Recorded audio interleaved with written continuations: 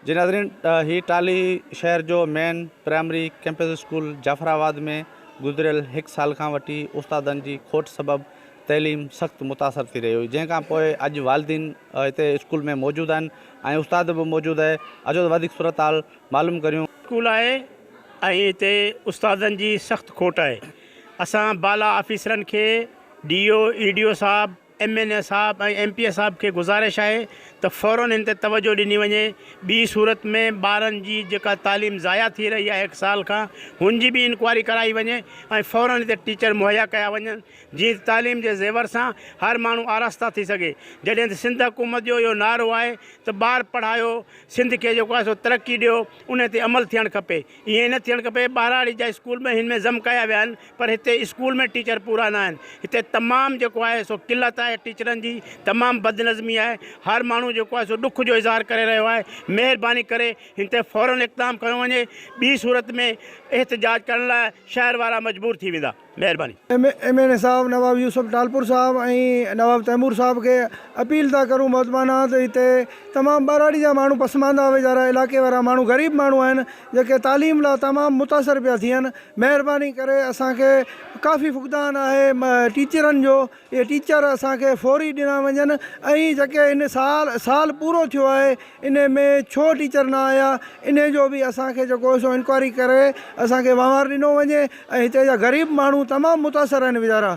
ऐं महिरबानी करे इहो मुरादली शाह साहब खे बि अपील आहे वज़ीर आला सिंध खे त इहो सिंध बचायो ऐं तरक़ी ऐं तालीम वधायो। इहो असांजी पार्टी जो मंशूर आहे। बिलावल साहब ऐं तमामु असांजा जेके मोतबर आला लीडर आहिनि उन्हनि खे असांजी अपील आहे त असां ख़ुदारा ग़रीबनि ते ऐं हिते जी आवाम ते रहम कयो वञे ऐं ॿी सूरत में अगरि न त एहतिजाज जो दारो वधाए ऐं हड़तालूं कयूं वञूं इनशाअल्लाह। सभ खां पहिरीं आउं चवंदुसि ही जाफराबाद स्कूल आहे, हिते तक़रीबन 200 ॿार रहनि था, हुन में हिकिड़ो उस्ताद आहे, हू उस्ताद बि हिकिड़ो हेड मास्टर आहे। हिते चार टीचर हुजणु खपनि, हिते को बि उस्ताद कोन्हे। हिते जे चूंडियल नुमाइंदा बि हू हिननि सिस्टम खे उनमें इन्वॉल्व कोन था अचनि त हिन में स्कूल में ॿार कोन आहिनि। ऐं सभ खां पहिरीं ॻाल्हि आहे त हिन तइलीम जो वज़ीर जेको मिनिस्टर आहे हू बि न आहे, हू बि चार्जिस जेको मुरादली शाह वटि ख़ुदि वटि आहे। असांजो हीउ पसमंज़र इलाइक़ो आहे, हिते जी जेके ग़रीब आवाम आहे हू हिन स्कूल में दाख़िला वठनि था, छो त सरमायादार जेको ॿार आहिनि, सरमायादार जेको माइट आहे हुनजो ॿार त प्राइवेट स्कूल में पढ़ी सघे थो, पर ग़रीब तबिके जो ॿार किथे तइलीम हासिलु करे। असां आला इख़्तियारनि खे अपील था करियूं त ख़ुदारा हिननि ॿारनि ते रहम कयो वञे, हिननि खे तइलीम मुहैया कई वञे ऐं सुठा ऐं जेके ईमानदार उस्ताद आहिनि उन्हनि खे अॻिते आंदो वञे। ऐं हीउ पसमंज़र इलाइक़ो ई जॾहिं हिते जा ॿार पढ़ंदा तॾहिं ई असांजी मुल्क ऐं असांजे शहर ऐं असांजे ज़िले जो नालो रोशन थींदो।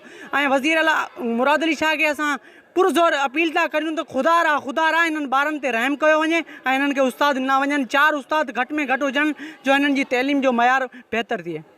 अस्सलाम वालेकुम। असां पूरो साल थी वियो आहे हिते धिका पिया कयूं, असांजा ॿारड़ा वीचारा नंढा परेशान लॻा पिया आहिनि। न हिते उस्तादनि न ॻाल्हि न मूं वटि का शइ कोन आहे। हिकिड़ो वीचारो आहे हेड मास्टर, उहो 4 क्लासनि खे कीअं संभाले थो सघे। असांखे महिरबानी करे सुठा उस्ताद ॾियो वञनि, छो त असीं त अॼु सर्टिफिकेट खणण आया आहियूं, असांजा ॿारड़ा असीं वठियो पिया वञूं।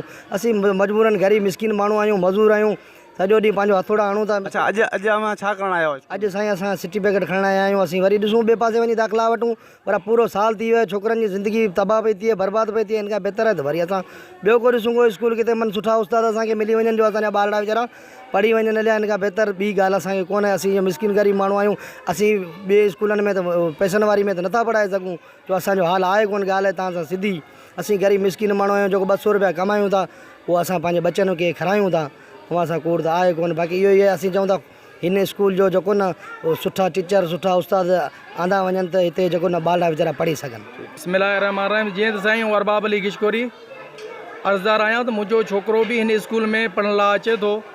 तक़रीबन ऐं सम्झां थो त 2 साल थी विया आहिनि। 2 साल में न को हिते टीचर आहे, न किदगाड़ी का ॻाल्हि आहे। सिर्फ़ु हिकिड़ो HM ईंदो आहे, हुनजो कमु कोन्हे ॿार पढ़ाइणु, हिकिड़े बि सम्झ खां ॻाल्हि ॿार आहे। तंहिंजे करे तक़रीबन सम्झां थो 250-300 ॿार हिते पढ़नि था। 250-250 ॿार पढ़ण जे लाइ हुनखे माठ करण जे लाइ बि तक़रीबन 3-4 मतिलबु जेको आहे सो टीचर हुजणु खपनि, लेकिन उनजे बावजूदु हिते को बि टीचर मौजूदु न आहे। तंहिंजे करे असांजा ॿारड़ा, असां ग़रीब मिसकिन माण्हू जेको उन्हनि खे जीअं तीअं करे हिते स्कूल मोकिलियूं। असां रेड़े हलण वारा मिसकिन माण्हू, उन्हनि जी जेको आहे सो तालीम तबाह पई थिए। ही स्कूलूं ही इदारा हेॾा वॾा ख़र्च ही सभु अजा पिया वञनि।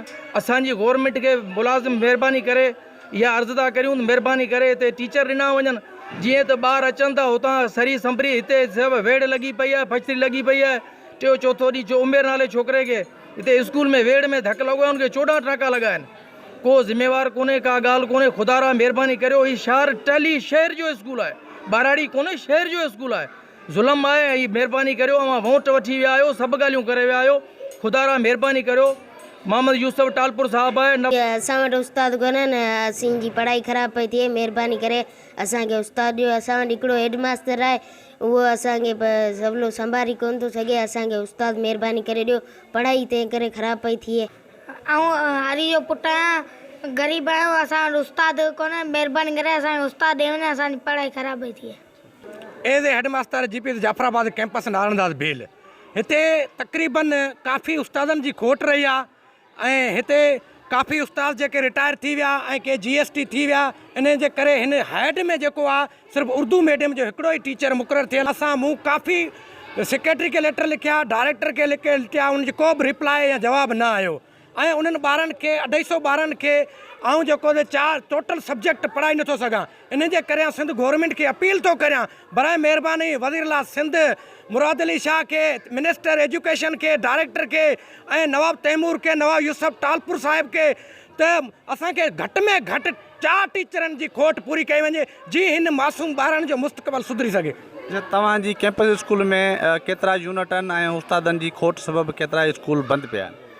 ऐं हिते जेके कैंपस में टोटल स्कूल जेके मिर्ज आहिनि उहे 10 स्कूल मिर्ज आहिनि ऐं जिन में 5 जेके हलंदड़ स्कूलनि में टोटल तइदाद 11 उस्तादनि जो आहे। ठीकु आहे उहे मुख़्तलिफ़ स्कूलनि में कमु कनि पिया।